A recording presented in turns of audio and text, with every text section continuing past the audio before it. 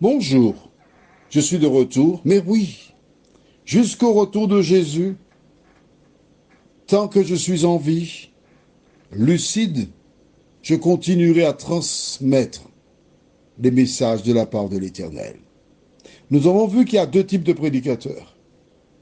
Et Paul s'adresse aux membres d'Église en leur indiquant qu'il existe des personnes qui sont là, mais qui n'ont pas été appelées par Dieu et qui prêchent juste par envie, parce qu'il y a du prestige, parce qu'on voit, je suis reconnu, ça me permet d'ouvrir les portes, alors je vais prêcher l'Évangile.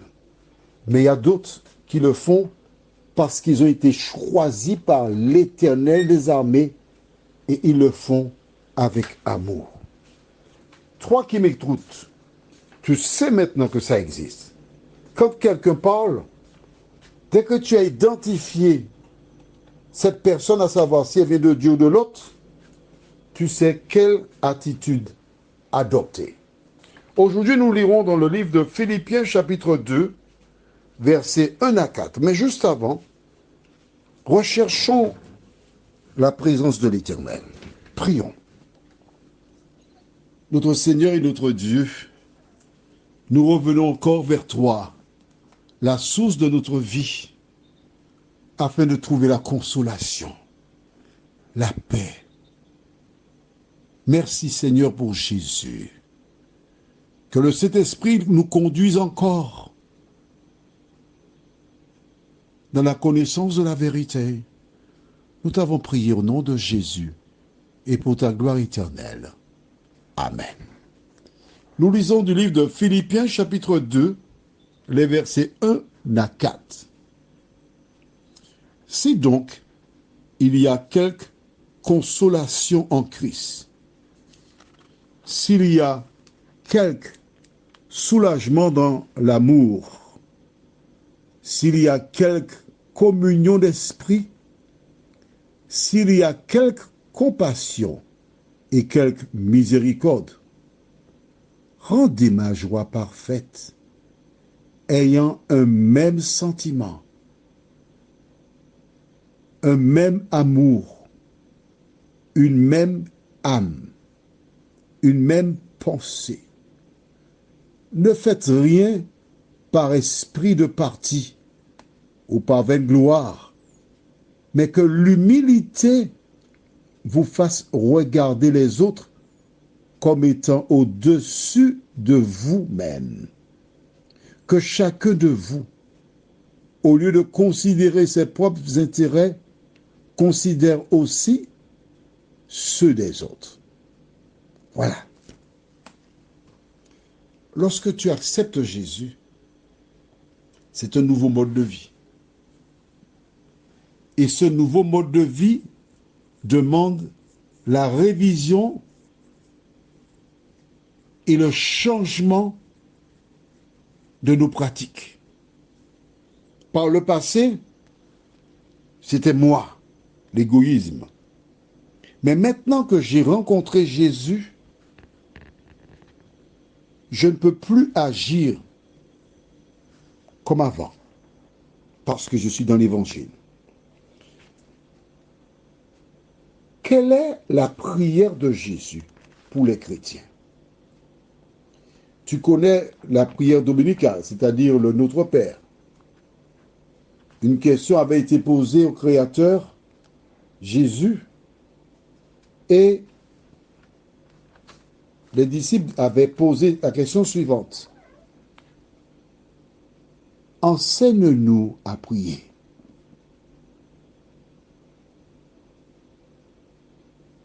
Parce que les disciples de Jean-Baptiste priaient.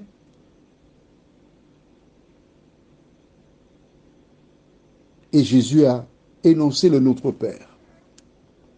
Mais Jésus a fait une prière. La prière se trouve, c'est tout le chapitre 17 de l'Évangile selon Saint Jean.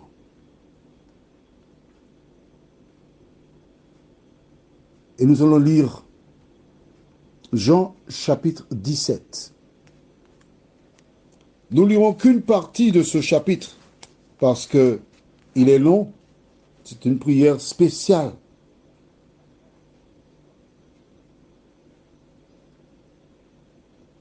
Tu as trouvé Jean chapitre 17? Tu as marqué déjà sur le cahier, verset 1 jusqu'au verset 9. Jean 17, verset 1 à 9. Ça, c'est la prière de Jésus, c'est là. On y va? D'accord. Après avoir ainsi parlé, Jésus leva les yeux au ciel et dit, Père, l'heure est venue. Glorifie ton Fils afin que ton Fils te glorifie, selon que tu lui as donné pouvoir sur toute chair, afin qu'il accorde la vie éternelle à tous ceux que tu lui as donnés. Or, la vie éternelle, c'est qu'ils te connaissent, toi, le seul vrai Dieu, et celui que tu as envoyé, Jésus-Christ. Je t'ai glorifié sur la terre, j'ai achevé l'œuvre que tu m'as donné à faire, et maintenant, toi, Père, glorifie-moi auprès de toi-même de la gloire que j'avais auprès de toi avant que le monde soit. J'ai fait connaître ton nom aux hommes que tu m'as donnés, du milieu du monde. Ils étaient à toi, et tu me les as donnés. Et ils ont gardé ta parole. Maintenant, ils ont connu que tout ce que tu m'as donné vient de toi, car je leur ai donné les paroles que tu m'as données, et ils les ont reçues. Et ils ont vraiment connu que je suis sorti de toi, et ils ont cru que tu m'as envoyé. C'est pour eux que je prie. Je ne prie pas pour le monde, mais pour ceux que tu m'as donnés, parce qu'ils sont à toi.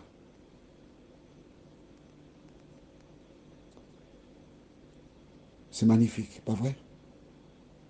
Nous allons sauter le verset... Non, non, on lit le verset 10. Le verset 10 et 11, d'accord? Puis on s'arrête à 11.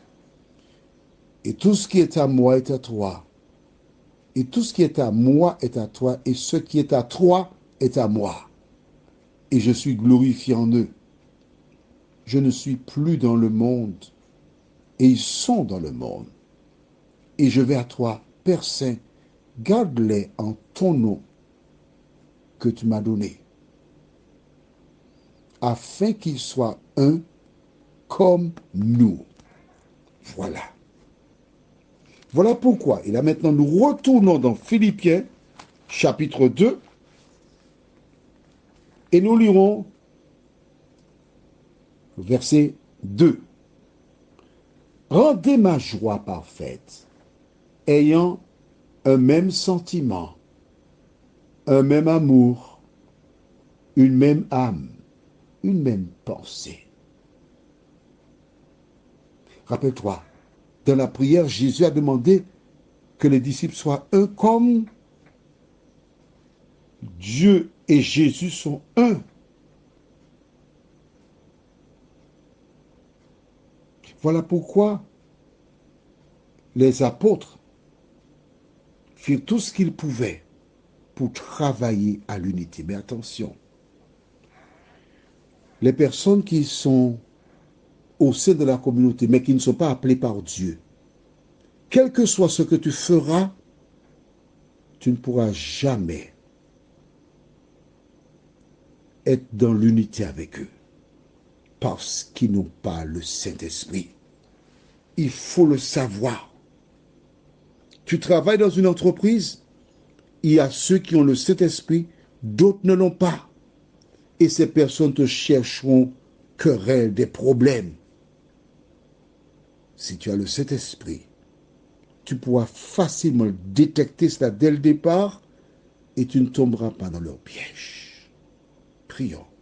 Notre Seigneur et notre Dieu, l'ennemi a placé différents pièges devant nous. Mais c'est seulement la lecture de la parole qui nous permet de remporter la victoire. Merci de continuer de nous visiter, de nous fortifier et de nous aider à marcher dans tes voies. Garde-nous dans ta paix et dans ta grâce. Nous t'avons prié au nom de Jésus et pour ta gloire éternelle. Amen. Je te souhaite une bonne journée et nous nous retrouvons demain matin si Dieu nous donne vie. Que l'Éternel continue de te bénir.